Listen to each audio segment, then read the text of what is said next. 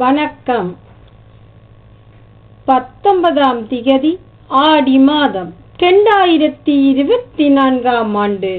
இன்று புலம்பெயர் தேசத்தில் வாழ்ந்தாலும் மண்ணையும் மக்களையும் தம் மனதோடு வைத்து மட்டக்களப்பு மாவட்டத்தில் வாழும் சிறார்களின் பசியை போக்கியதுடன் அவர்களின் கல்வித்தரம் உயர்ந்திட உதவி வழங்கியவர்கள் திரு செல்லத்துறை ரவிச்சந்திரன், திருமதி ரவிச்சந்திரன் ஸ்ரீரஞ்சினி, வாழுமிடம் சுவிஸ்.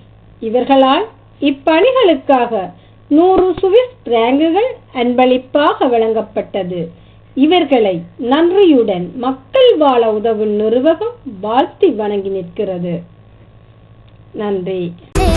மக்கள் வாழ உதவுமே, மனசெல்லாம் நிறையுமே, பசியால வாடினாக்க பாசத்தால நினைக்குமே.